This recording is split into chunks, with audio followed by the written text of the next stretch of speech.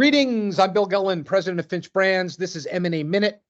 We are a real-world brand consultancy, and it's so much fun for me to bring these little nuggets. They're not always a minute. Sometimes they're longer to those of you who enjoy this kind of content. So today we're going to talk about a tactical question, but a very important one nonetheless, which is, when should you launch a new website in the wake of M&A activity?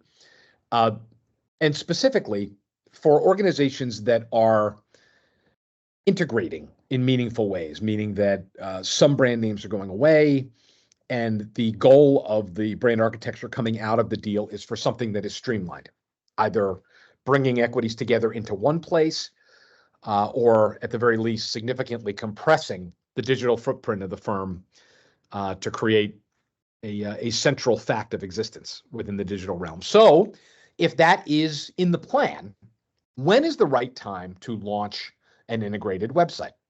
We know that a website is a central artifact of the business, certainly in B2B categories where it is a dominant source of lead generation and of sales and marketing activity.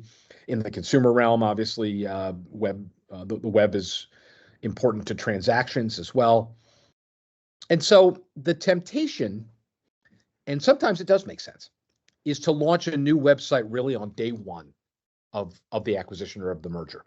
Let's get as quickly as we can, some think, towards this integrated reality. It creates greater communications efficiency, a greater sort of sense of convergence. It brings everyone to one place. It is orderly.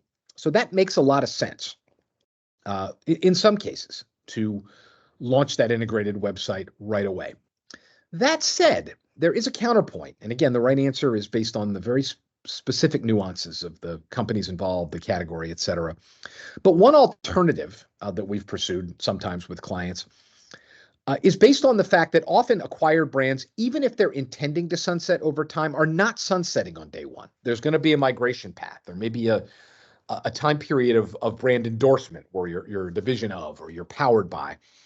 And so at the end of that migration, which in some cases is many months or even years, at the end of that migration, you have brought along the team and also the broader market, customers and prospects, with the deal so that they know that change is happening.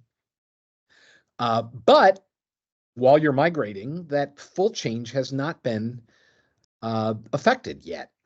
And so it might make sense, and in some cases with clients, it has made sense, to tie the new integrated website to the end of the migration, not the deal. And the V2 or the 2.0 website ultimately goes live in an integrated way once that migration is complete. Now, the counterpoint to that is, you miss out on the efficiency benefits, you miss out on the ability to begin to bring people into one central place, which might be fundamental to the deal thesis. One workaround that we found is creating temporary landing pages for the companies that are involved, that upon someone visiting one of those sites, there's a landing page or a couple of pages that talk about the deal, that talk about what's happening, that convey the promise of the future and the vision for the future. But once one clicks through that landing page, one goes to the legacy site. Now, on the legacy site, the powered by or the endorser might be there. The main sort of hero image or content might be the press release announcing the transaction, talking about what's staying the same as well as what's different.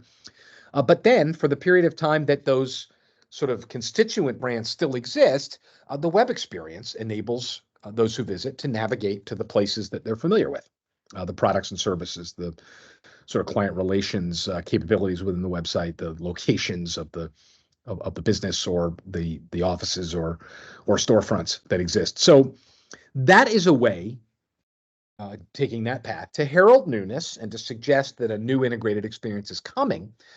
But what it doesn't do is confuse the market.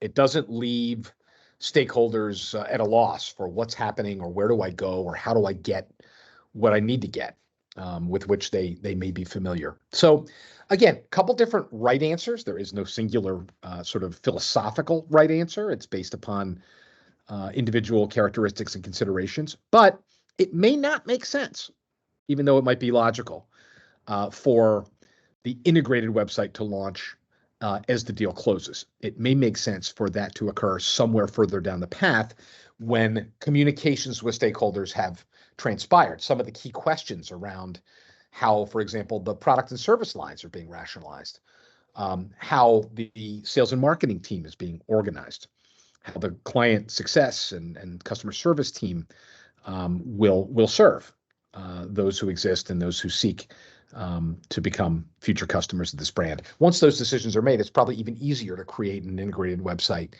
that is logical and that helps folks get to the right place. So I'll wrap it up there in some ways by raising more questions than I've answered. But it is a key question of when and how the sort of digital integration that is market-facing in the form of a website and sort of related technical capabilities, when that should be integrated and launched to the broader marketplace. Thank you again for your time and interest.